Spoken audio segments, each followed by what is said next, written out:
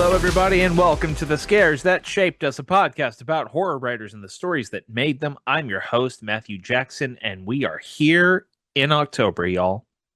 We made it. Whatever else this year has thrown at us, we at least made it to October. Hope y'all are having fun, putting your Halloween decorations out, getting your candy bowl ready, watching all those great scary movies.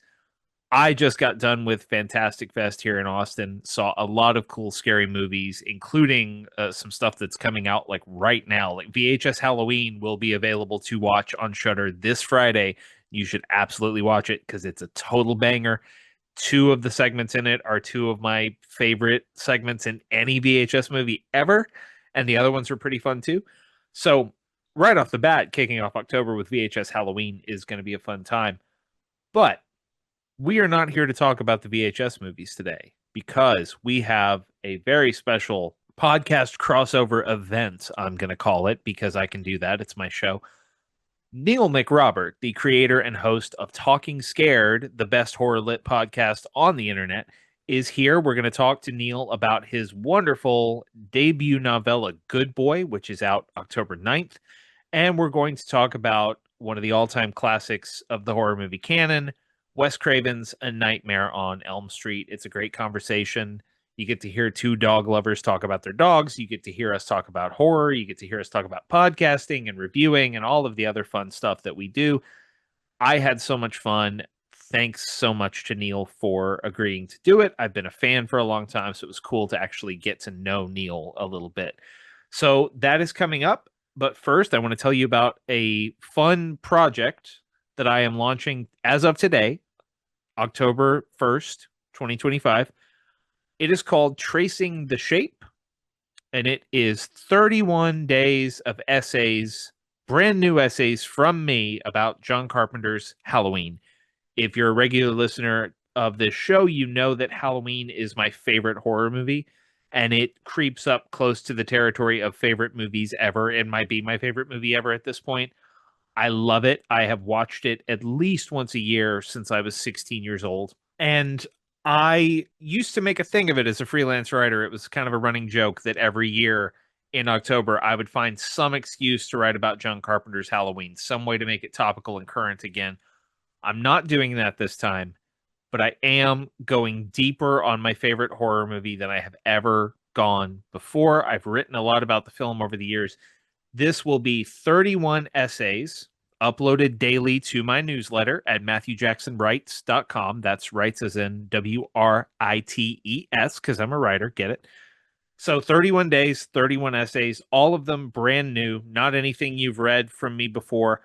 I am not taking any sequels or remakes or anything else into account when I talk about Halloween. I am doing my best to avoid critical observations of my peers and try to be as off the dome and as connected to the text, meaning that 90-minute film, as I possibly can be. So it is me focusing as much of my attention and imagination on John Carpenter's Halloween as I possibly can and writing essays for an entire month.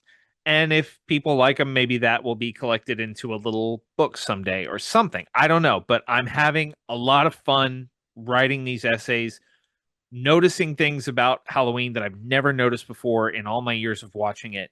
It is really cool to dive this deep on something I love this much. And if you want to read all 31 installments of this series, you can go sign up for my newsletter. Again, that's MatthewJacksonWrites.com. It is a joint newsletter between myself personally as a writer and the podcast. So you get podcast stuff over there. You also get original writing from me, like 31 consecutive days of essays about a John Carpenter movie, because I'm that kind of crazy. So that is my pitch. I will continue to bring it up during episodes in October because I'm proud of what I'm doing over there, and I hope that people respond to it. But enough of me rambling and doing self-promo. Let's head over right now to our interview with Neil McRobert.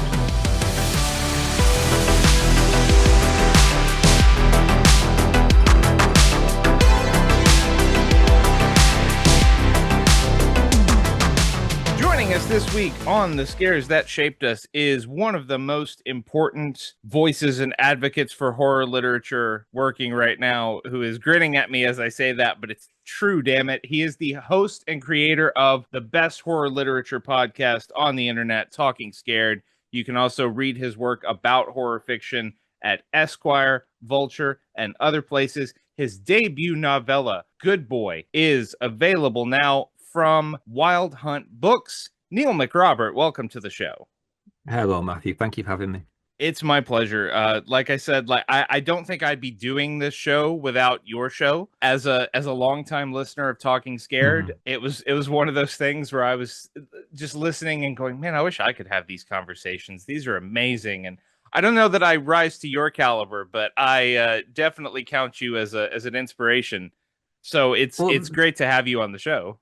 well, I'm glad to be here because this show is great. I was looking through your back catalogue. I listen when I can. I'm a bit funny. I can't listen to too many horror podcasts because I start to doubt my own questions. So I have to interview the person first before I can listen.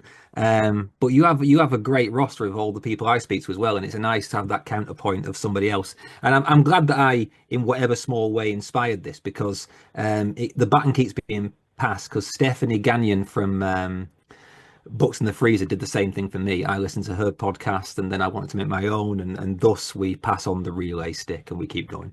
Yeah.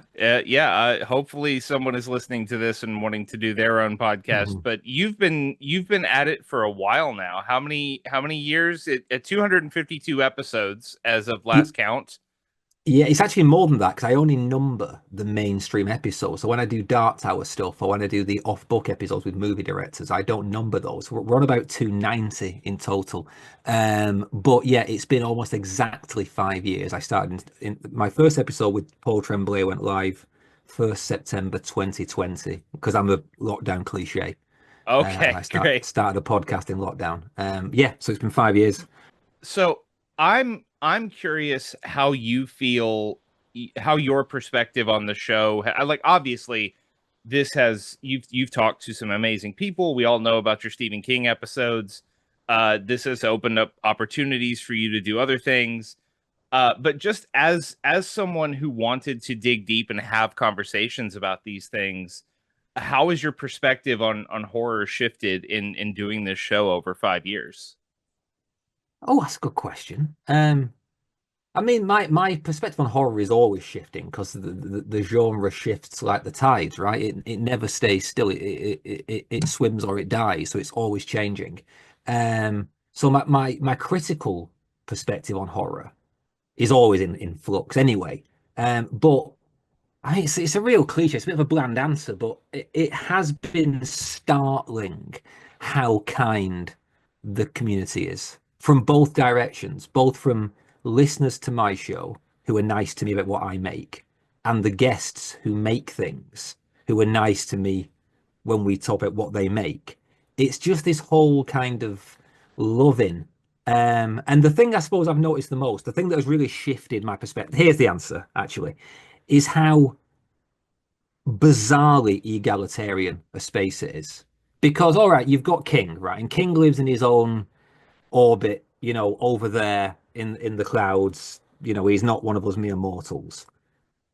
Everyone south of King, and I include in this like Joe Hill, who I would is probably in terms of fame and notoriety and I don't know, advanced number, like second in the tier. But everyone south of King feels like they're in it together. Whether I look online that you get like Chuck Wendig, who sells millions of copies, and he's talking to some, you know, hopeful emerging indie writer, and the conversation genuinely feels like a kind of level playing field. Like at any point, anyone could go boom and they're the next big thing for half an hour. And then someone else is the next big thing. And that kind of only works if you get the feedback loop of people helping people. Um, so yeah, I think that's what I've been most amazed by is the egalitarian nature of it all, the It level really playing field.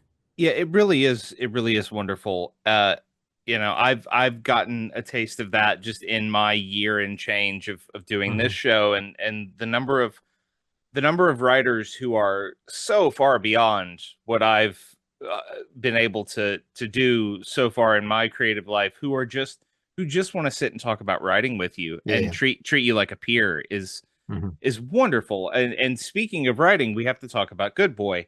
Uh, like I said, your debut novella from Wild Hunt Books, part of their Northern Weird Project initiative, which is just a very cool idea. It's six novellas from different It's writers. six, yeah. Yeah. Yeah, that are all writers who working in Northern England, writing about Northern England. So for those who haven't heard, and we want to be sure that people understand, there is a movie called Good Boy. That has nothing to do with Neil's novella. Ah, yeah. I've heard the film is nice, but we're talking about this book, which is Hmm. excellent. Could you give our listeners a little taste of what they can expect if they pick up Good Boy? I can, yeah. It's funny, as an aside though, not only is Good Boy the movie out with the same title, it's out 6 days before my book. Yeah, So what that's going to do for me, I don't know. Some people seem to say, oh, it will help your sales because people might think it's I don't know. We'll see. But it does make me cringe a little bit that that's happening. But right, the book.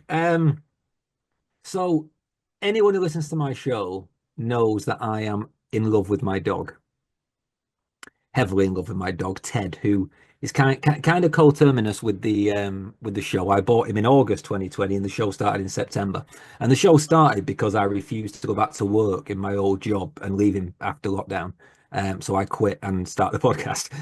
Um, so it's all thanks to him. And basically the book is it's a novella. It's set in the small northern towns of my youth and my present, but we can get into that about there's a lot to do with northern towns and the outlook. But the premise is basically a young boy and his dog in this town, and there is a thing. I won't say what the thing is, but there's an evil in this town. It's kind of inspired by Pennywise because it's my favorite book, and it steals children, and it has stolen children for generations, and a child has gone missing. And the story is really about how this boy and his dog devote themselves to holding this great evil at bay because for reasons that the plot reveals, they're the only ones who can do it.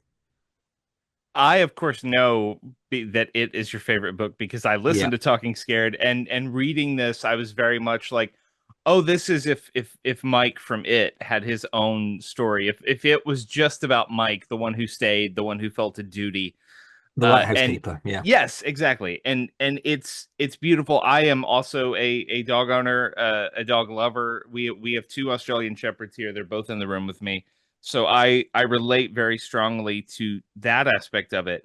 Another thing that I found wonderful was I mean, you just talked about it, so we can segue into talking about this, is the specificity of place, Mhm. the sense of not just the specificity of place geographically, but the specificity of a certain kind of person who stays in a small town.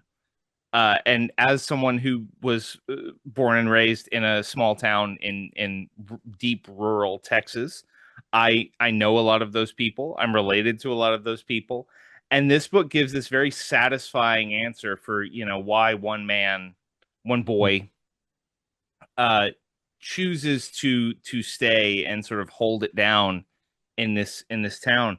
Uh why was that the most attractive way to go about this for you? Why was small town horror? Obviously it is a big influence, but I wonder if you could speak a little on the small townness of it and the very specific nature of this town.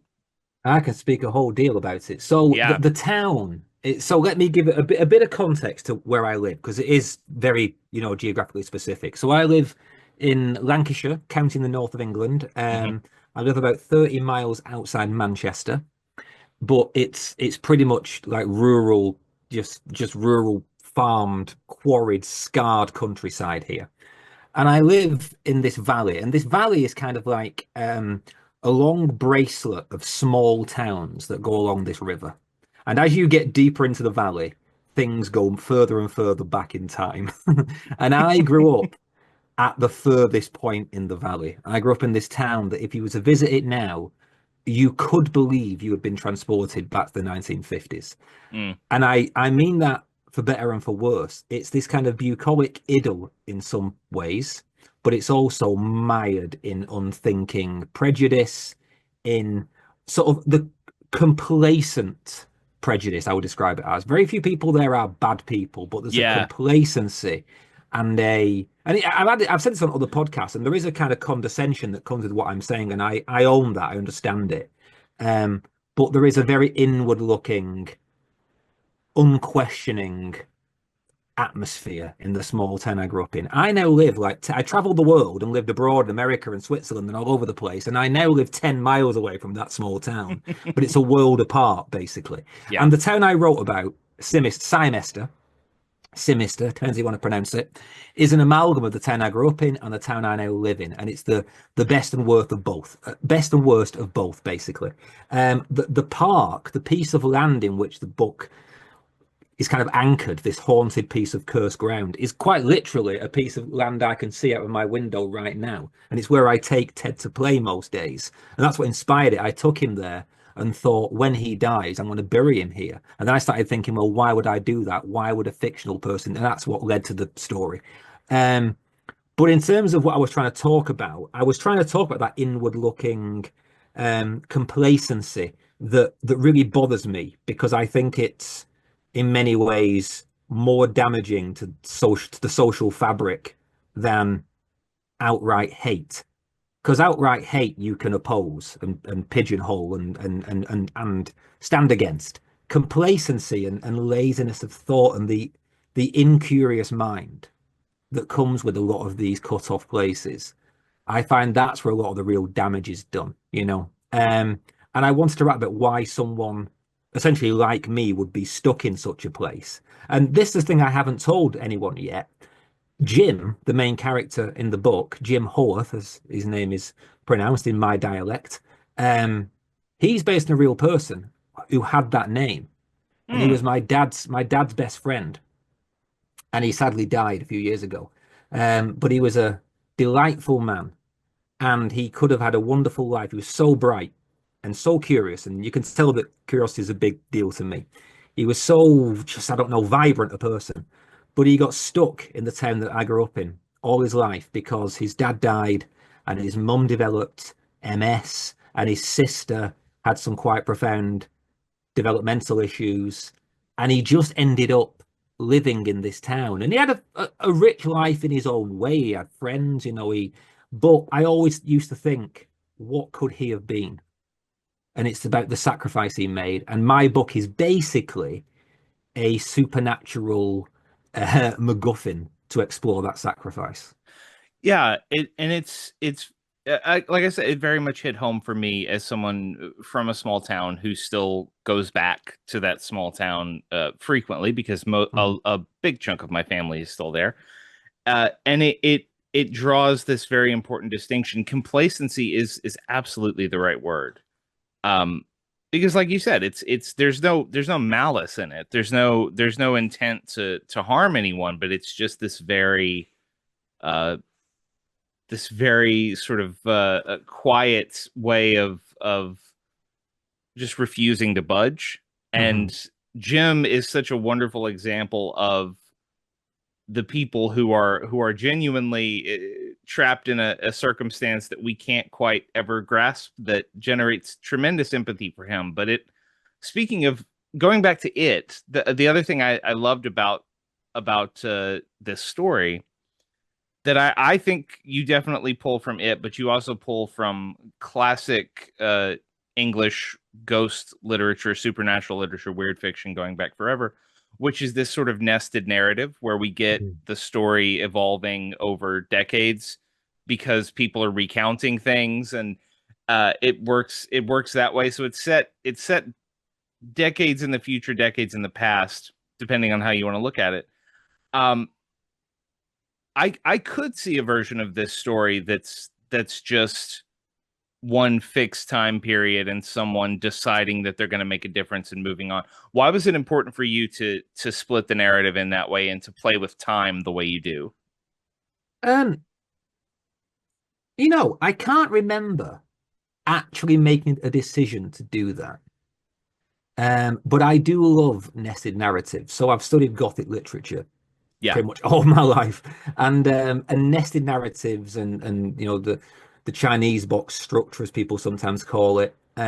I find it the most satisfying form of supernatural story because there's always a coziness to me because quite often it involves someone in the act of telling a story. And I think of another Stephen King references, the stories in The Club with the breathing method, or yeah, The Man Who Would Not Shake Hands and stuff like that. Or in some ways, a bigger influence on Good Boy than even it is John Langan's The Fisherman. sure, yeah, And I think John Langan does nested narratives better than literally anybody. I think he's the don at it. But I love the coziness. I love the sense of being privy to a conversation, and there's something from a writing perspective. There's something interesting in being able to write simultaneously about the events being recounted and the emotional impact of the act of remembrance on the person telling the story. There's something interesting in that I liked, I enjoyed exploring. That you could see even if you don't have to, here you go, you don't have to actually give much time in the telling to the impact of what's happening, because that can be clear in the aspect of the person telling the story years later. yeah.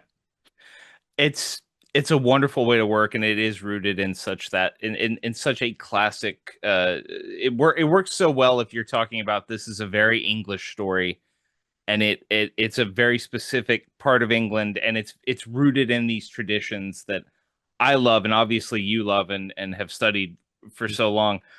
Uh, Going back to the podcast and discussing this, I say this as someone who I started this podcast because I wanted to have longer conversations with authors I like, people whose work I Yeah. enjoy, and I love talking about the origins of our appreciation for horror in general.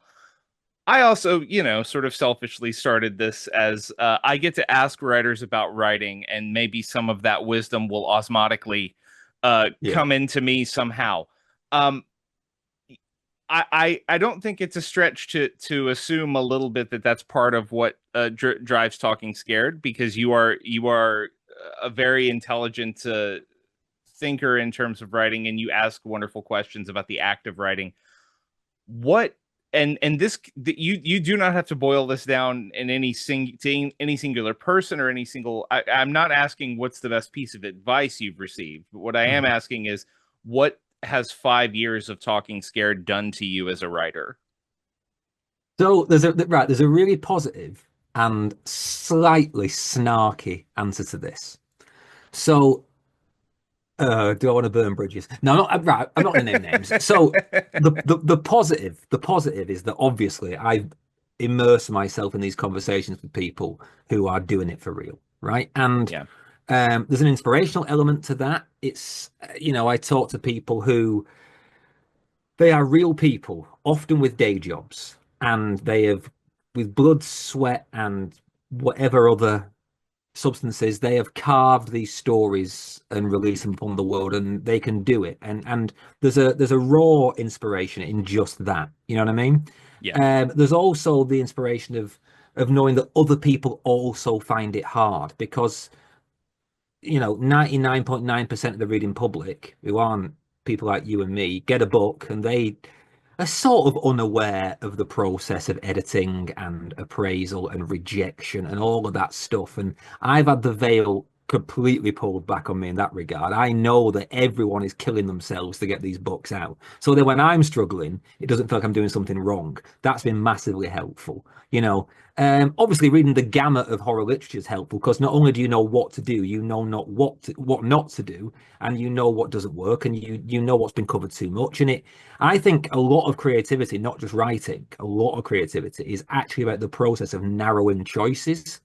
Because when I was reading Good Boy, the further I got along, the easier it was to write because I've narrowed all my choices. By this point, I can't suddenly doubt that decision 4 chapters ago because I'm doing this now. So it's the you are endlessly funneling towards the sharp end of a story.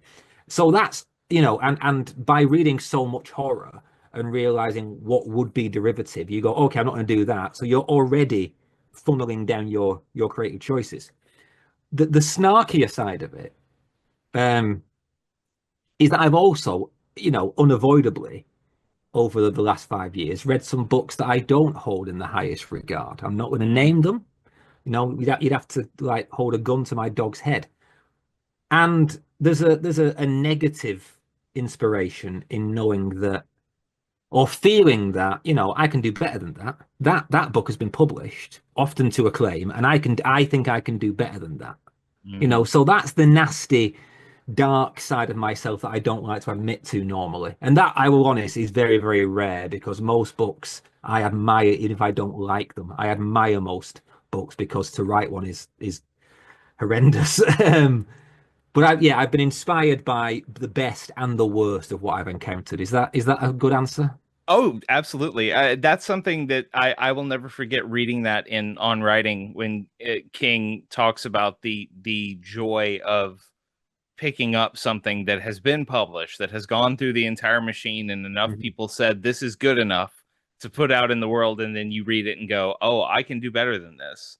Yeah. And that's certainly happened to me. And again, of course, I'm not going to name names, but it is a wonderful feeling, and I think just the simple joy of, like you said, the egalitarian approach that pretty much everyone I've ever met in Mhm. the horror fiction community has, to just like, yeah, we're all storytellers, we're all writing, we're all, even the legends in this field are still people who have day jobs and are trying to make ends meet and figuring this out, except for King, and and it was funny in my head when you were talking about, this is hard for everybody. That is absolutely a lesson that I relearn every single time I do Mhm. this podcast, except when I'm talking to Stephen Graham Jones, who Oh yeah, yeah, yeah, yeah. Just like makes it it's probably written a book whilst he's talking to you. absolutely. I kid. I know he puts the work in. It is not automatic writing, but we love you, Stephen. But I also want to selfishly talk about dogs here Mhm. for a moment.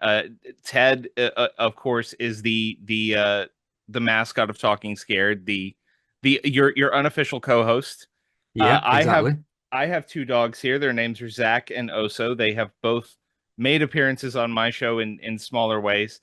Uh, and I have always loved dogs, but it wasn't until I met my wife, who already owned both of these dogs, that I really lived with dogs in a Mhm. 24/7 kind of situation, and it definitely has brightened my world in a lot of ways. And like you've already talked about, not literally not wanting to leave Ted, to the Mhm. point that you would change careers if you had to.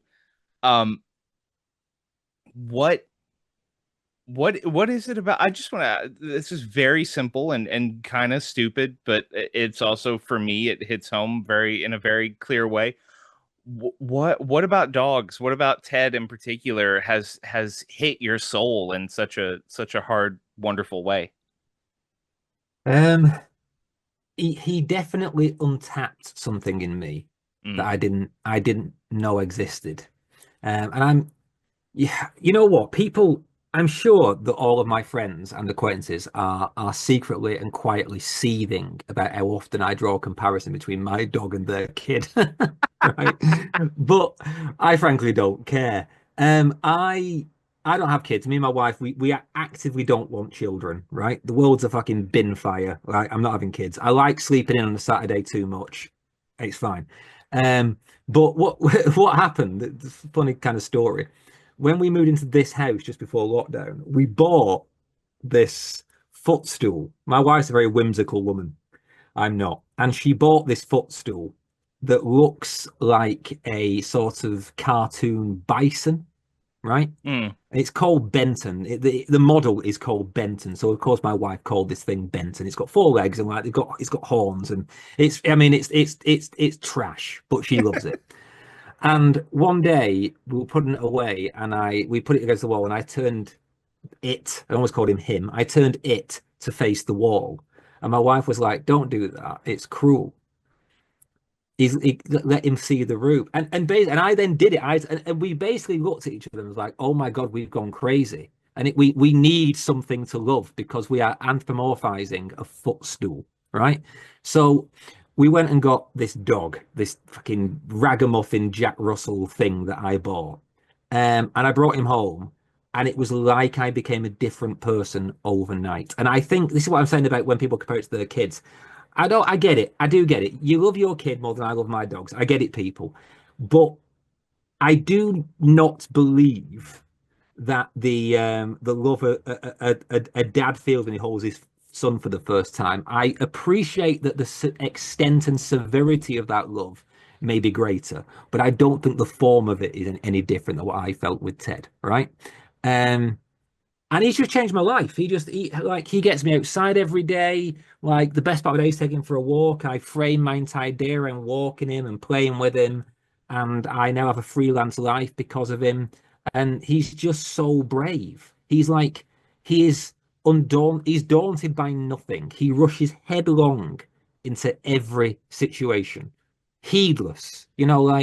And I think we can all respect that a little bit. He has this gung ho attitude, and I gave this answer in a different interview, so sorry to repeat myself, but I think it's the crux of both my thing about dogs and the book itself.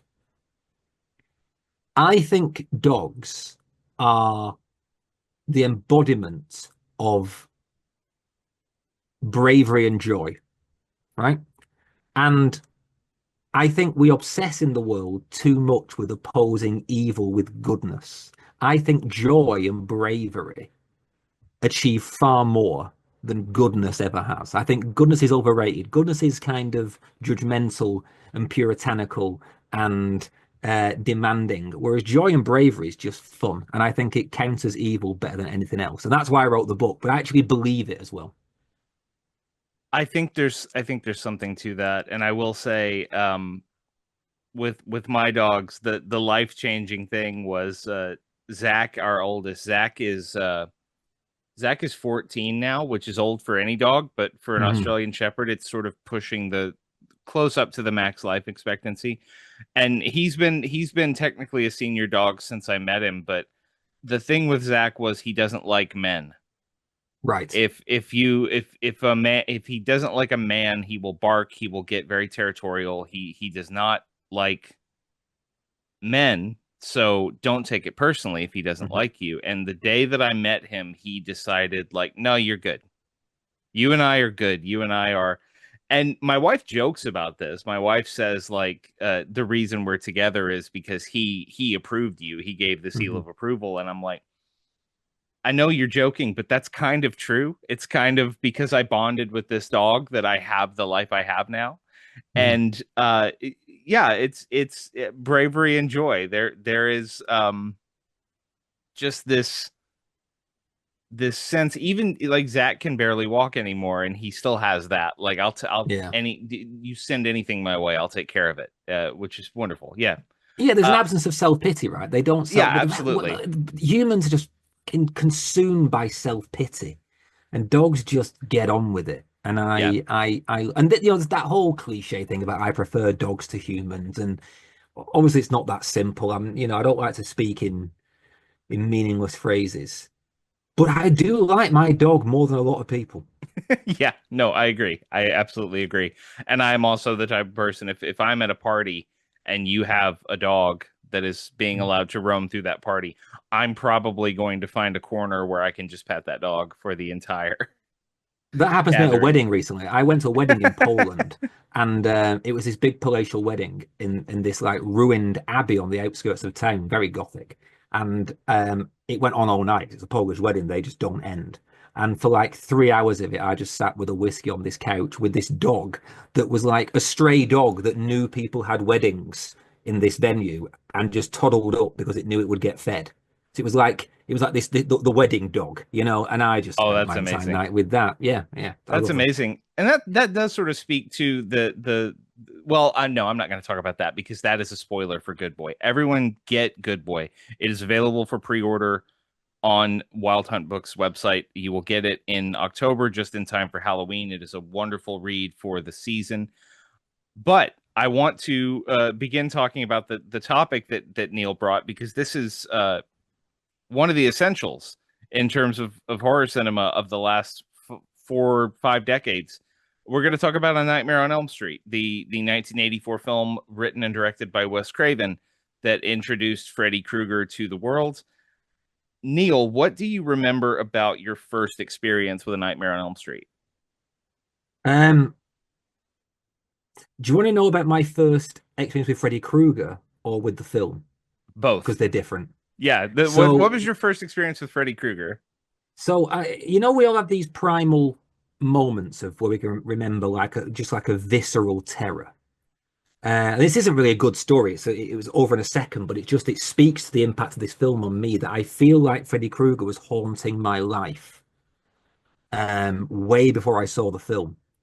I remember he was just because I was born in '83, so this film came out in '84. But back then, because things came out in the cinema and you didn't see them for 10 years, and they filtered back into the wider consciousness once they hit sort of terrestrial television or cable or stuff like that. So this would have probably been about 1990. I'd have been about 6 or 7 probably, and the film was probably back in the zeitgeist.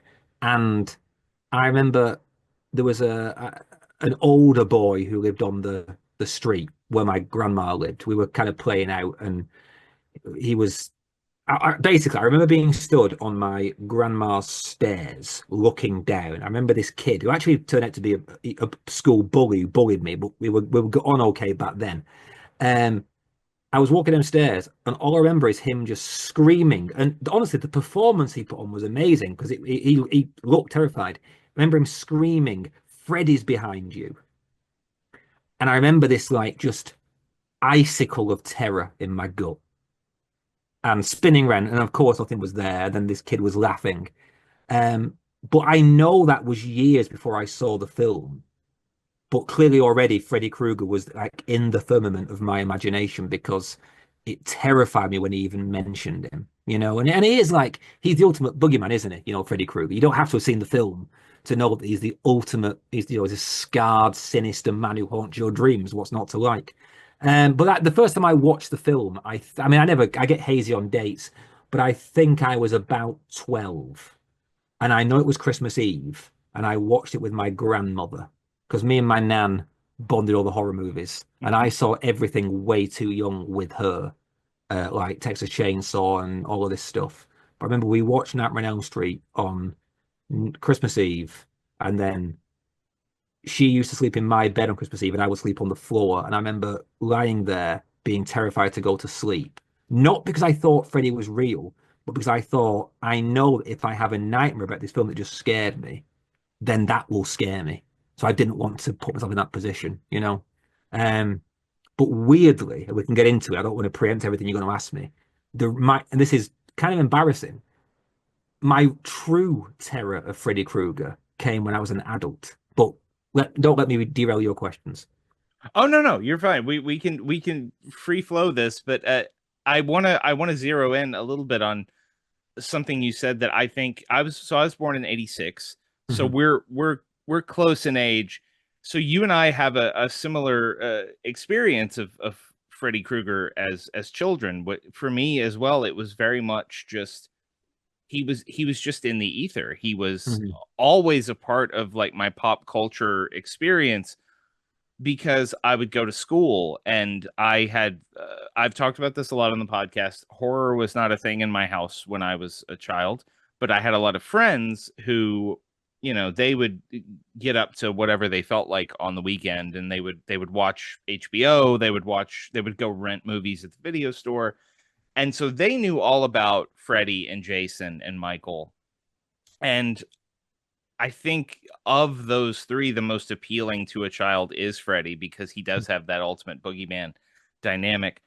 And they would talk about Freddy Krueger all the time. And I swear, in first and second grade, being 6, 7 years old, hearing them talk about this, I grew up in a part of Texas that has a lot of German Catholic ancestry in it. So there are a lot of German names. I thought Freddy Krueger was a real person they were talking about. I was like, who is this awful guy who lives somewhere who's doing all these awful things? And then, of course, the thing to remember about Freddy, if you're not if you're a younger listener, is in his heyday, he was everywhere. He would show up on television commercials. He was on MTV. I think he did the Arsenio Hall show at one point. Um, so you would find him places. He would just pop up, very much like the figure he is in the films. And I one day realized he was fictional, and he was a guy with this weird looking face and these claws on his hand, and I just sort of went about my business. And then the funny thing was, when I was 16 or so, a friend of mine who was sort of my introduction to slasher films was explaining the lore behind the big three, Michael, Jason, Freddy. And he started explaining Freddy's origin story to me. So I knew Freddy's origin story before I'd ever seen the film, but he was explaining exactly what Nancy's mother explains in A Nightmare on Elm Street about who this guy was and what happened to him. And weirdly, even being 16 years old, I started thinking like he was a real person again. Like I could go look him up online and there'd be a whole true crime saga of Freddy Krueger. So he just has that strange liminal between reality and unreality thing about him that I love so much. So you mentioned your fear of him when you first encountered the film. Was this at sort of at the beginning of your horror experience, or were you well into your fandom at this point? I I was into the I was always into I was into spooky stuff before I got into horror. Yeah. I remember at school, God, I was a nerd. How did I ever have friends, honestly? I remember at school going on a school trip once to like some stately manor. And I remember turning up and I'd made I'd made this kind of like it was like a steel washer on a string, like a pendulum. And I convinced all my friends that if that swung, it meant there were ghosts present. And of course, I was swinging it to try and get them. And I was always into ghost stories. My mind is always tinged macabre, always.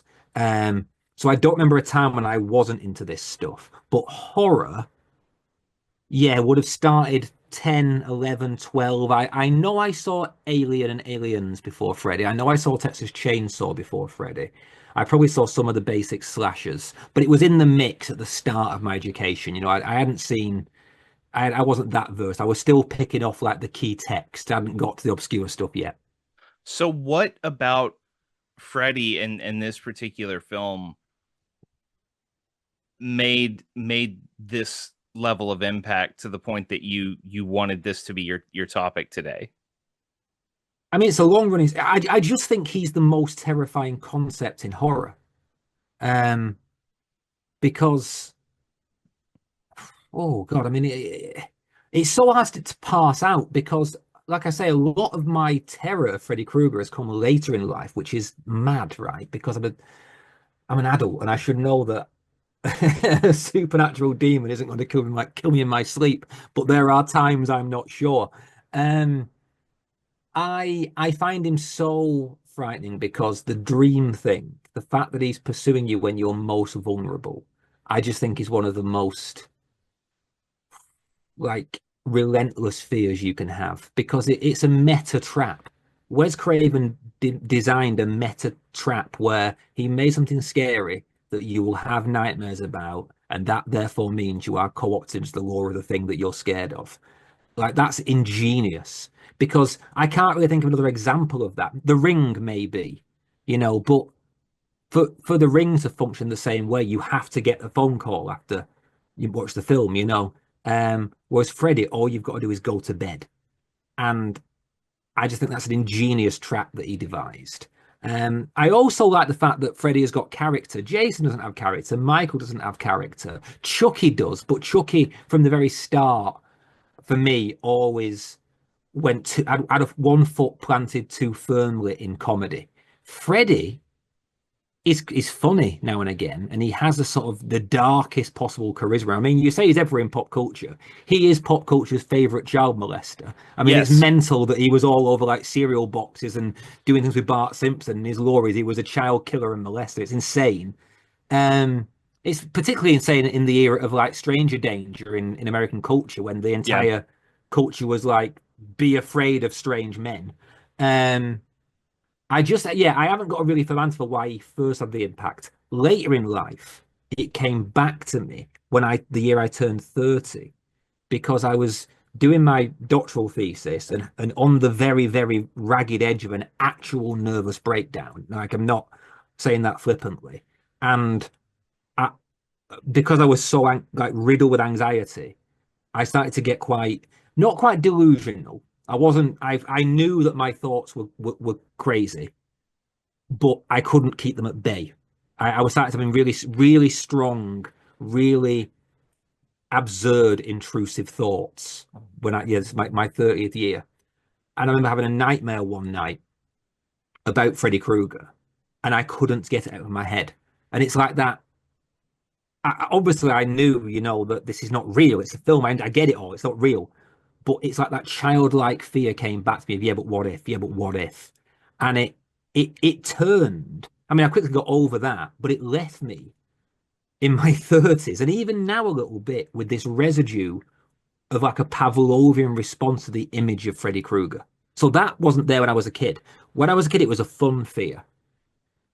In my adulthood, the pitch of my terror when I had that episode was so strong that now when I look at a picture of Freddy Krueger, I can feel the dribble of adrenaline in my tummy. I can feel like the Pavlovian response. And I get a lot of night terrors now as I'm older. I've got a lot of trouble sleeping now that I'm older. I wake up with a lot of like hypnagogic confusion. And, you know, Freddy as a concept feeds on that stuff. Just to be clear, I don't think Freddy Krueger is real, people, but that doesn't necessarily matter at 4 a.m. when I can't sleep. Well, and it is, we talked about this a bit when Adam Caesar was here, and we talked about Wes Craven's New Nightmare, Mm-hmm. which plays with a lot of the concepts you're talking about. It is a movie about a bunch of people who are like, I know Freddy's not real, but Yeah. what Mm-hmm. if? But something that struck me going back to the film in preparing for this, which I've obviously seen it several times, is it is similar to, I know, other formative stuff of yours like It, and similar to Good Boy in some respects, a film about young people realizing they're on their own. A Yeah. film about because it's, we will spoil A Nightmare on Elm Street, listeners, as we do everything. It's 41 years old at this point, or 42 years old, almost 42 years old. Get over it. But it is a film about these teenagers who are like, okay, so we all acknowledge that we're having the same dream, and that is somehow connected to the fact that one of our friends just died and all this weird stuff is happening to us. No one else is going to acknowledge it. So what do we do? How do we reckon with that? Which, if you're in one of those situations, like you just described, with your nervous breakdown issue, like, and I remember similar things when I was in the throes of alcoholism, at various points, because that does all kinds of weird stuff to your sleep. It becomes this private battle, because you're just sort of going like, I don't know if anyone else will really understand how this is working and what it's doing to my brain, so I have to figure out some way around this and through this. Um and of course, then it goes back into, oh, this is a dark secret that the town has kept. Like, it's not that no one knows about it, it's that there is a certain reluctance to really Yeah. talk about all of this. And I find that so interesting, reading Good Boy and going like, oh, there's a little bit of Elm Street in here, whether Neil intended that or not. Um, was this one of your early exposures to sort of that kind of thematic dynamic in a story? That's an incredible analysis, by the way. Oh, thank Um, you. yeah, I never thought of it as an impact, as an influence on Good Boy, but yeah, I suppose it is in a way, because yeah, this guy, like you're saying, you've got to face it alone. No one understands. Yeah, sorry, I'm a bit rat. That's such a good analysis. I suppose, yes, I mean, I think, is the foundational text for me, in terms of that idea of like children living at a different level and pitch of society than their Hmm. adults, and it's something that I think is the bedrock of coming of age storytelling, not just horror, but certainly coming of age horror. The idea of a microcosmic society of kids under the radar and the different rules that adults will never understand. Um, but Nightmare on Elm Street definitely does that. But the thing about being alone, I mean, that's the true terror of the film. You know, when Heather Langenkamp has to rely on Johnny Depp to wake her up. If I mean, that's never going to end well, is it? And I remember that the scene there are two scenes in Nightmare on Elm Street that come to mind for me. One is, for me, my absolute primal moment of horror cinema, and that's Tina's death at the start when she's being thrown around. Yeah. I still think one of the greatest scenes of horror ever filmed. I literally wrote a piece for the AV Club calling it the best kill scene in any 1980s horror film. It's incredible. It's way more than the violence, way more than the gore. It's gothically looking. She's in like a night dress. It's this sort of blue and purple lit lurid screen. It's so effective, and that's like the primal. If anyone says to me, think of a horror movie scene, that's where my mind goes. The other scene I think of is the real horror of the film is Nancy talking to her mother, and I remember this line where she just says, the world record for going without sleep is 9 days. And the horror of that, of knowing that there is no escape from this, you are going to have to sleep at some point. You you can only run so far, and no one is going to be able to help you. There is no magician or doctor or priest who can help you not need to sleep. And that's the loneliness of it that I think really works. You are essentially, we are all alone in our dreams. Yeah, it's well, and something that I love about the way that the dreams are structured in this film, and some of it just has to do with the budget. This was not a film with a gigantic budget to throw at a billion different sets and locations and a billion different visual effects. They had to make do, but it grounds the film in a certain kind of reality because for me, the most frightening dreams I've ever had are rooted in locations and situations that I know.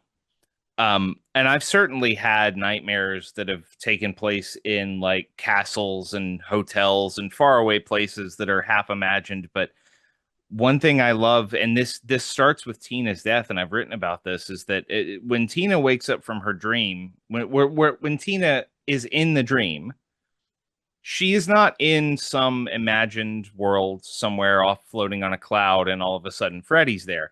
She's in her backyard, and then the alley behind her house. There is no the fabric of the veil between real and unreal there is so thin, and Craven weaves so much of these kids' actual lives into their dreams that it it makes Freddy even more frightening because it's not, it's not a Dream Warriors built on this, and Dream Warriors was the thing where they realized like, oh, in my dreams I can be anything I want, so I'll Mm. transform into this and I'll have this special ability and I'll do this.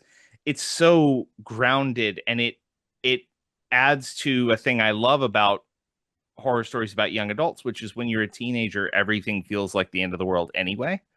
So when you apply that to someone like Freddy, it gets you so much more mileage. Um, so we talked about Tina. Um, I'm still struck by the level of, I mean, this is Wes Craven and we know this, but I'm struck by the attention to detail in this film and the sheer weirdness of the small moments. Um, People sometimes make fun of the thing at this when Freddy first appears in Tina's dream and he has the weirdly long arms that reach all Hmm. the way across the alley. I think that's terrifying. Yeah, I think I that's pure dream logic. That's how dreams work. Yeah, it's it's such a creepy image, and the bit with the telephone, the tongue coming out of the telephone, is Oh, such wonderful stuff. Um, oh, the other scene yes, that yes, I still think of on a pretty much weekly basis, um, is Tina in the bath. Nancy in the bath. Nancy in the bath, yeah. Yeah. Quite aside from there's a lot of interesting analysis been written about the sexual component in Nightmare on Elm Street. The fact that, these teenagers have been attacked in their beds, that like the tongue through the phone and the hand between Nancy's legs, it's all very sexually coded. Quite aside from that, I have a lot of baths. I do most of my reading in the bath. I will have Mm. I'll think nothing of in a 2 hour bath, and I'm always falling asleep, right? And I have never once woken up from a nap in the bath without thinking of that scene. Yeah. Like it's just this film more than anything else has imprinted really specific images onto my brain in a way that I I'll uh never shake.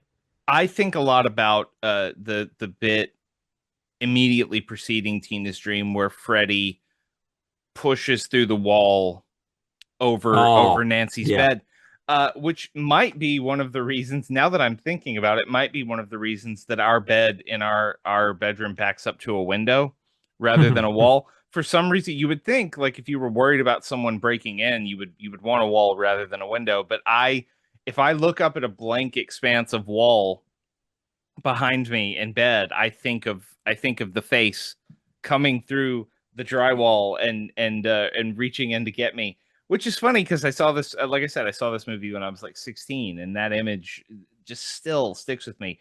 And I was thinking about this, in terms of, I talk a lot about the importance of investing in a horror story when people tell me that they don't find horror frightening, or they think it's all cheap scares. I always talk about, well, you have to buy into it a little bit. You can't just say, well, this is all made up and then expect to be completely terrified. That's not how that works. Um, One of the things, but I was thinking about why is Freddy so scary?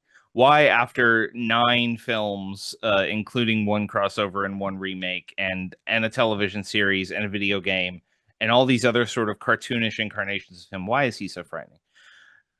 I think for me, the most interesting thing about Freddy, and I'm curious what your take is on this, is if you take a Michael Myers or a Jason Voorhees, they are very much, it's something strange happened to them something traumatic happened to them when they were children, whether it was of their own making or not, and they became these monsters. They were supposed to just be nice little boys, but they became monsters. Freddy, it feels like his transformation from human monster to dream demon monster, it feels like that is not a perversion of, that is not a perversion of potential. That is a fulfillment of potential. That is Freddy becoming who he was always meant to be. And the idea that a person could be so malevolent that they manifest as some eldritch being in a dream realm after they're extrajudicially murdered, is so frightening. And that's what stands out about Freddy to me. Yeah, it's interesting. I mean, you mentioned Stephen Graham Jones earlier, and Stephen Graham Jones and I have talked about slashers because, of course, we have. Yes. And when we talk about slashers, it always comes back to justice and a sense of injustice. I mean, you think about Dark Mill South in Don't Fear the Reaper, right? He's your classic Hollywood slasher. He's a manifestation of injustice. He's a bloody retribution, you know. Um, Freddy isn't. I mean, all right, he's taking vengeance for himself, but he's Yes. not righting a wrong.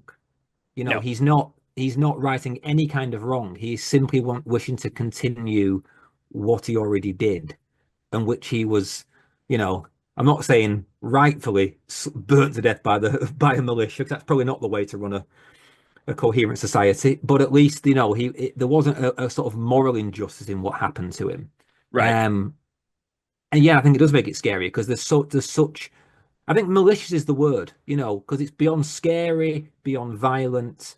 malicious. There's a darkly comic intent to what he wants to do. He wants to torture these kids. And the charm he has, I might be the wrong word. Charisma is probably a better word. The charisma he has makes him scarier for me because it makes him someone with real intent. He's not Leatherface. He's not reacting to a sort of um primal interior deformity. He's choosing to be a bad motherfucker. Yes. And the thing that I think makes Craven was such a sophisticated filmmaker in the way that he would build these themes. I mean, like, Nightmare on Elm Street is lightning in a bottle. It is an amazing idea executed extremely well. I always think, imagine having that idea. Imagine Yeah. like the eureka moment of, oh, this is brilliant. I have to make this. Yeah. It is a perfect idea for a horror film, and it works so well. And it could have worked well without the little extra bits of thematic oomph that he puts into it. But then you get into this idea that it would be bad enough that this town was haunted by a child killer, that there is a man out there who murdered children, and now he's dead, and he's still trying to murder children, and that is awful.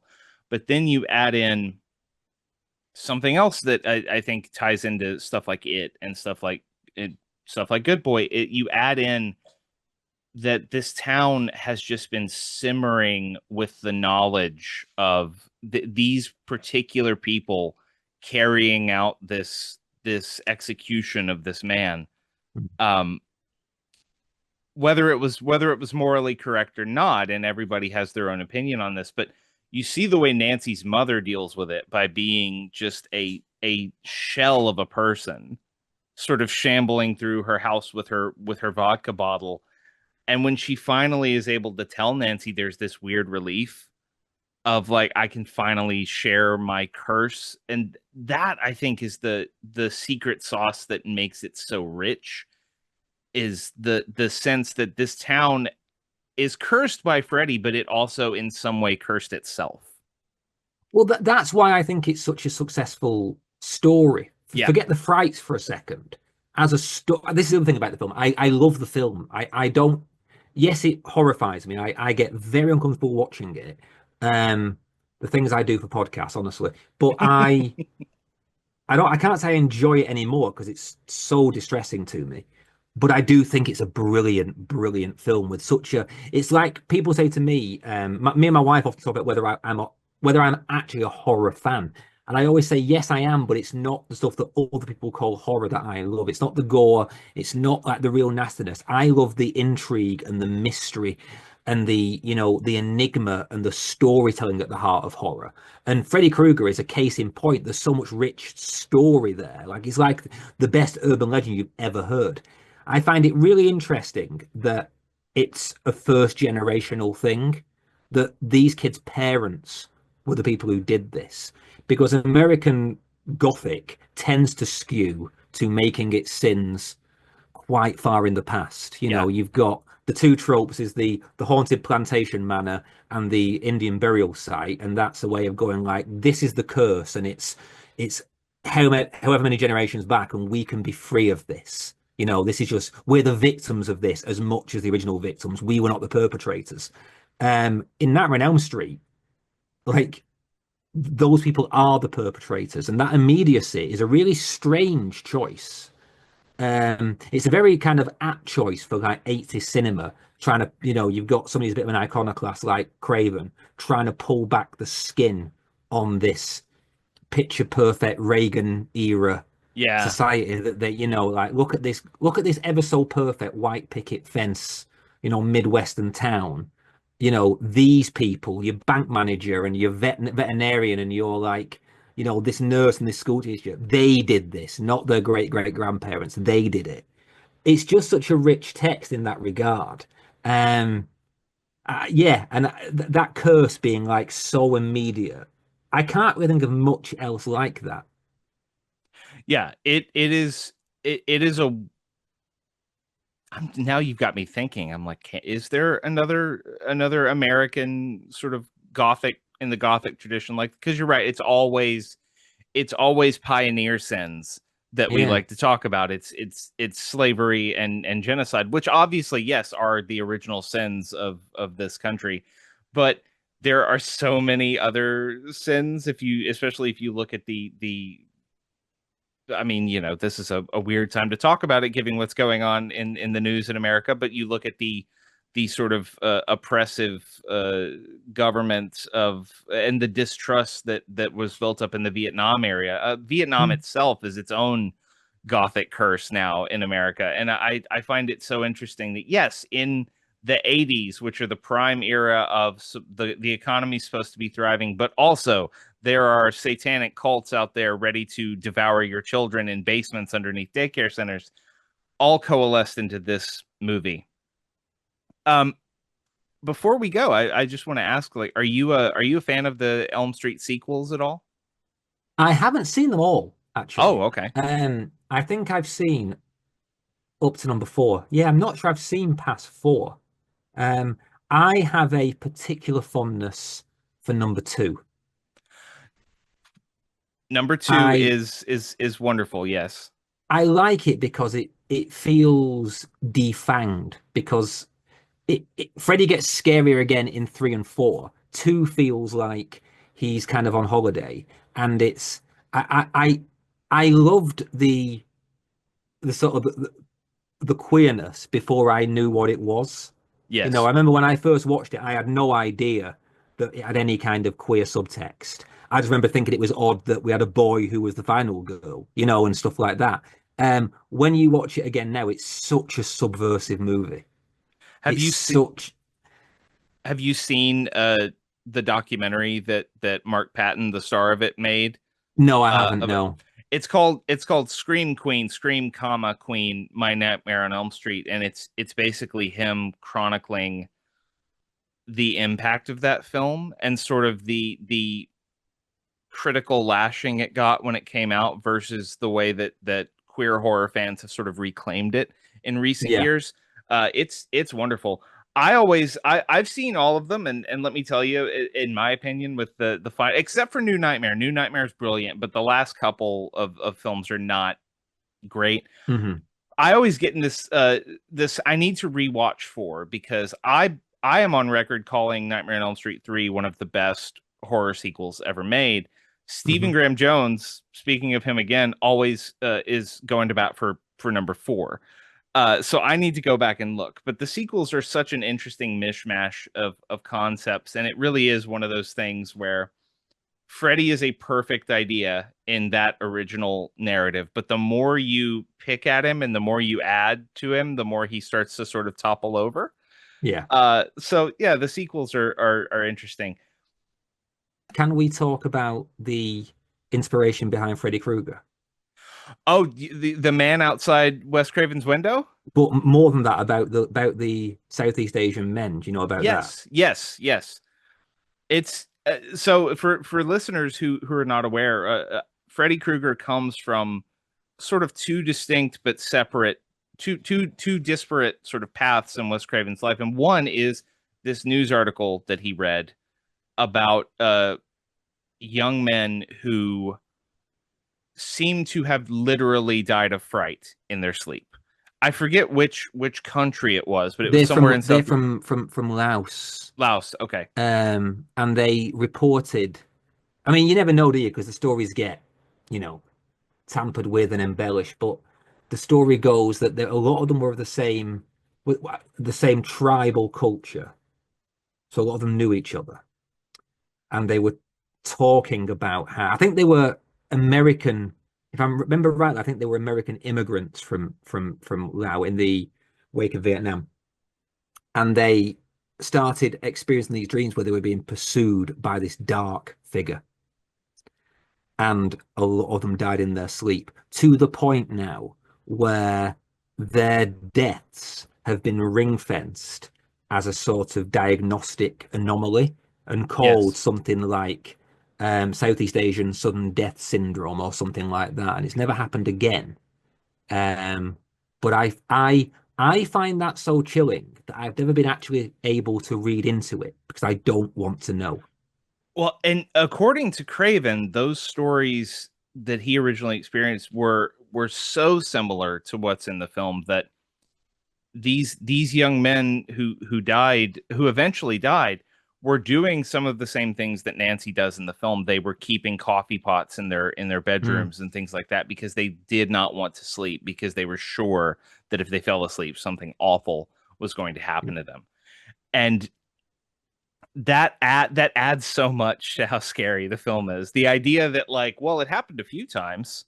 Yeah, It yeah, probably won't happen to you, but there is a yeah. non-zero chance of Yeah, this exactly, happening to you. exactly. And is there any greater distillation of how horror films work than that sentence? There is a non-zero chance it may happen to you. That is the Exactly. bedrock of horror, right? Yes. And then also, yeah, like you mentioned, Craven was in a hotel, I believe, on the West Coast and looked out of his window and saw this old man wearing a fedora walking down the street. And he paused and looked up at Craven's window. And Craven says he felt this overwhelming sort of malice coming off this individual. And then he just walked away. Yeah, it was well, I heard it as this happened when he was a child.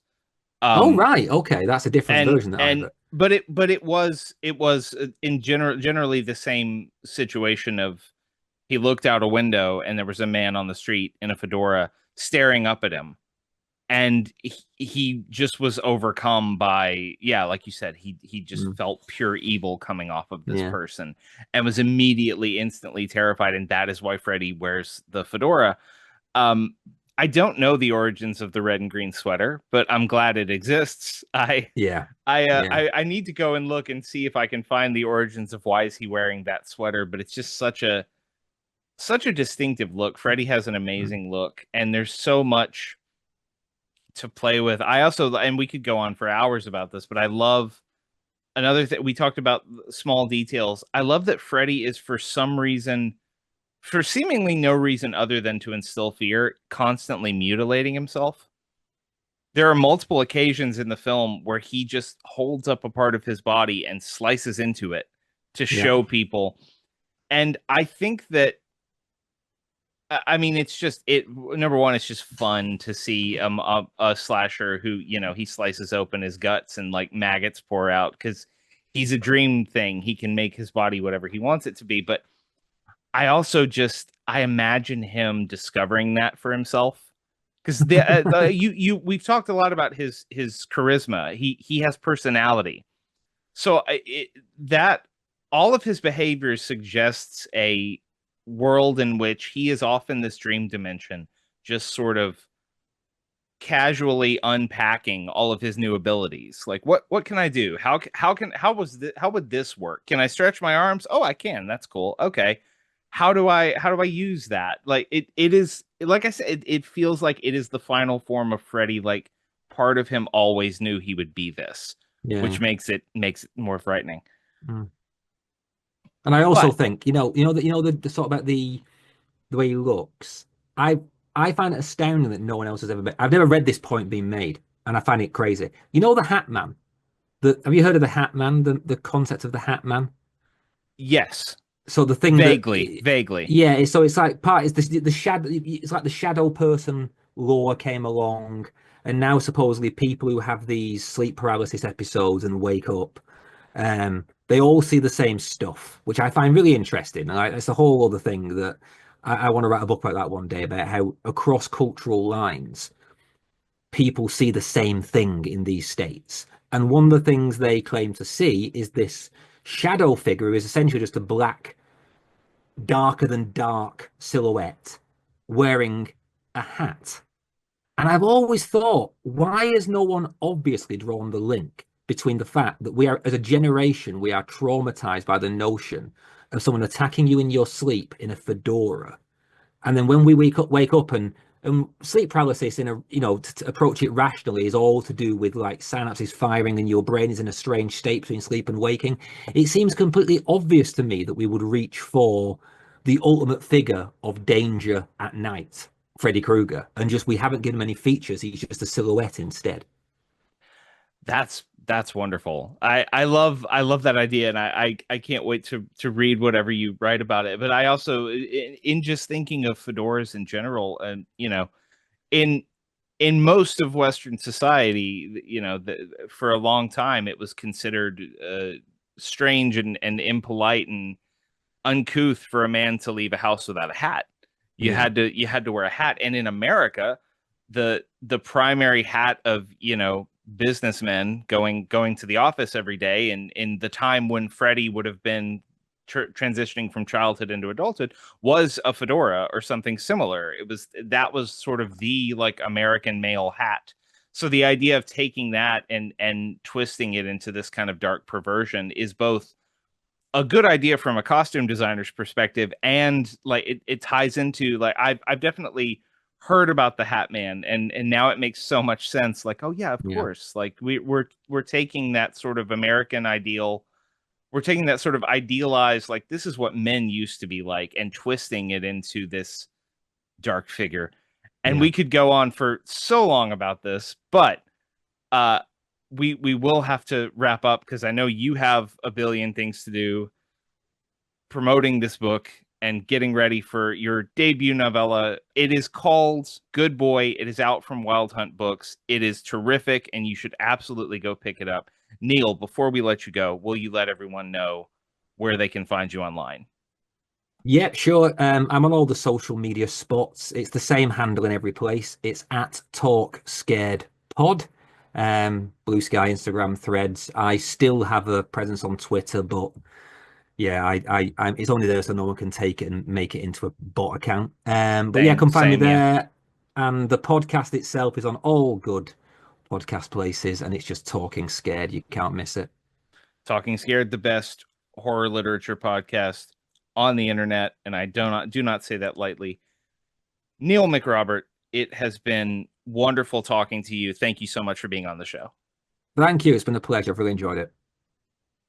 Thanks once again to Neil McRobert for being on the show. Talking Scared is available every week wherever you get your podcasts, and I highly recommend subscribing. Neil is, for my money, the best interviewer in the game with regard to what we do in talking about horror literature as a serious medium. And I'm, again, so grateful to him for doing his podcast and keeping that amazing thing going, and for his support of this podcast, and for being on the show. His novella, Good Boy, is available from Wild Hunt Books. You can pre-order it right now. It is a wonderful, haunting, warm piece of fiction. I can't wait to read other stuff that Neil writes. I was so impressed with it, and that is not me blowing smoke. It's a great book. One of my favorite debut horror works I've read in some time. You should pick it up. And also go follow Talking Scared on all the social platforms. Keep up with everything else Neil is doing, because he is always up to something cool. And we are also always up to something cool at the Scares That Shaped Us HQ. When I said Neil's show was the best show, I didn't mean to disparage my show. My show's great.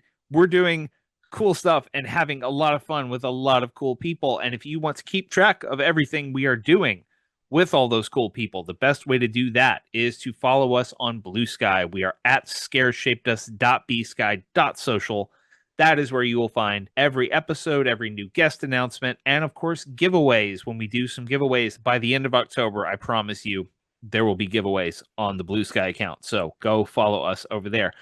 You can also find us on Facebook. We are The Scares That Shaped Us on Facebook. You can find us on YouTube. We're The Scares That Shaped Us over there. If that is how you prefer to listen to your podcasts, like, subscribe.